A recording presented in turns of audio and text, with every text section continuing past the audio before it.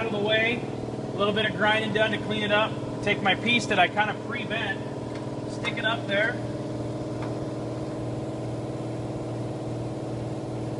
See, it'll just need a little bit of work, but you're already halfway started there. My patch goes from there to there.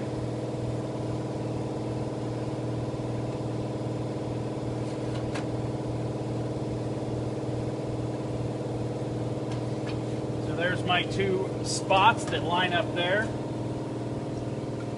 This goes in here. I'm going to butt weld it. What's that mean? I'm going to put two pieces of metal together and weld it. This will be flush to here. I'll weld up that seam.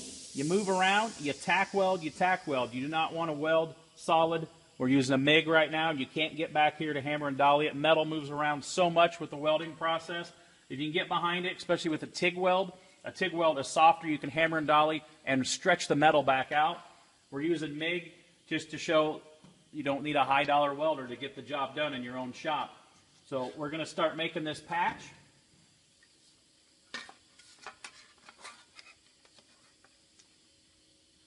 And then we'll start it out. It'll be a little bit bigger, and we'll kind of, what I always say, you sneak up on it. So it's easier to trim more metal off than it is to add more, obviously.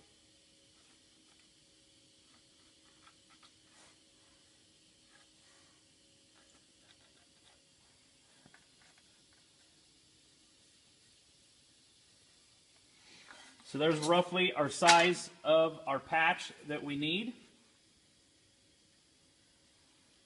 You could cut this many different ways. You can plasma cut it. Not everybody has a plasma cutter. Did that for many years, but with a plasma cut, it leaves kind of a slag left behind, and you've got to clean it off both sides.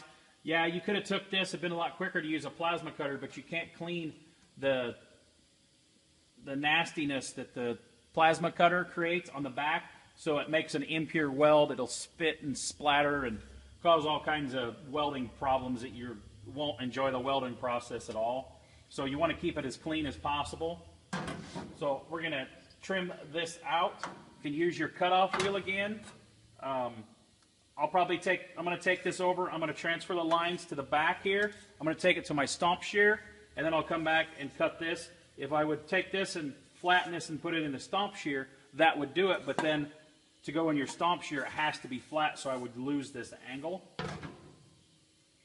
So I'm going to go transfer these back over, stomp them real quick, and come back and cut this. So I transferred my marks that were here onto the back just so I can see them. You can't put the piece in here, the stomp shear, it'll lose the curve, so you have to flip it over this way. This is a pretty simple, this is an upgraded part that you probably won't have in your home shop. It is a stomp shear, it's not hydraulic. Ours is from Jet Equipment. I absolutely love it. It's the coolest thing since sliced bread. You can look down in between the holders. You keep your fingers back out of the way. Again, I'm going to cut it a little bit bigger so I can sneak up on it with tin snips.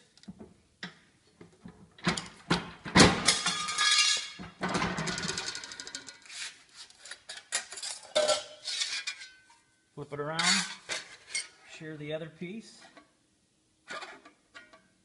Again, leaving a little bit extra.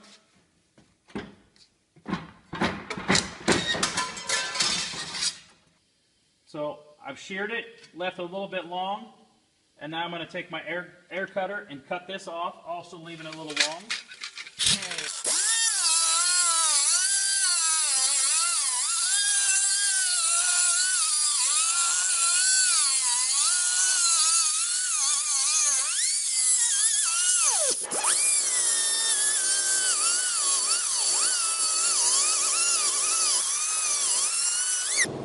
Cut that off. Again, these are just hand grinders, body grinders with cutoff wheels and grinding discs in it.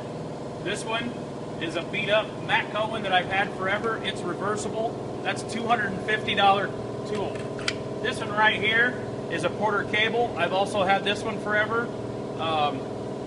It's like a $50 tool. It's pretty much the same thing. I just keep multiples around. So I've cut it a little bit long. And I'll put it up here and then start trimming a little bit with my tin snips.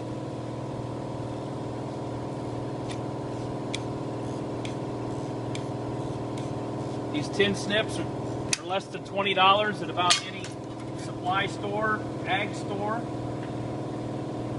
Okay, this is where the tedious work of fitting a panel. The last guy that worked on it, he was done and out to lunch already because he just threw that thing on there, tack welded it, beat it in, threw some body plastic on it, and went to lunch. Well, this is where the work and the time takes. See, I pre-bent that a little bit, but you can see that it's off a little variance here and there. So you need to roll this just a little bit more and roll this a little more. Well, you see all this stuff? I've got a lot of stuff that we're going to get to later in our YouTube videos of a lot of specialized metal equipment. And this is a basic do-it-yourself stuff. Well, here we like to call it the strange way. See this crack in the concrete right here? It's raised up just a little bit. Pretty simple thing. I need to bend that a little bit more right there. I'm going to lay that on that crack right there.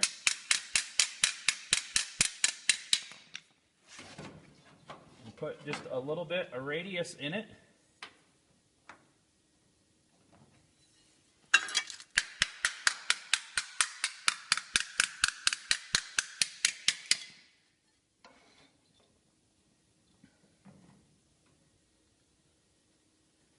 And then trim it a little bit more.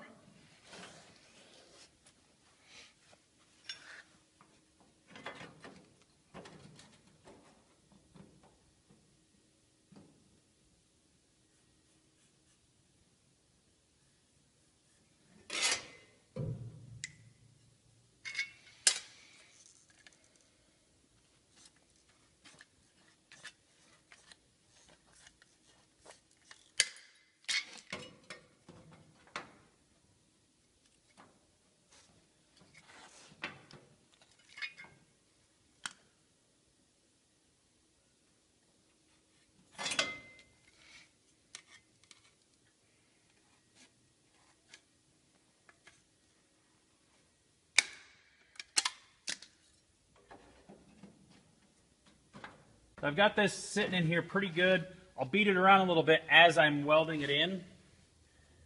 Transfer this bottom line from the bottom here.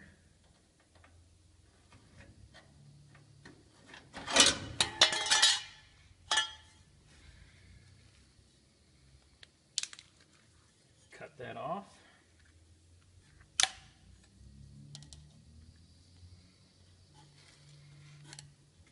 The bottom of this is pretty good, so we're going to weld right onto that.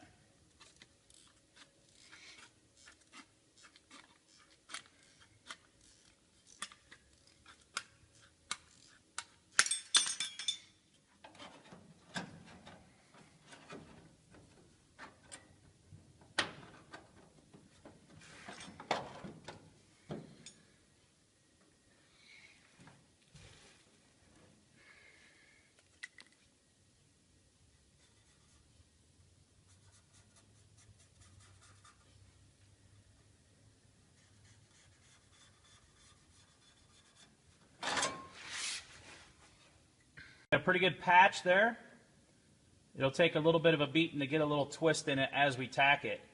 I'm going to clean this up, grind it, grind the Sharpie marker off.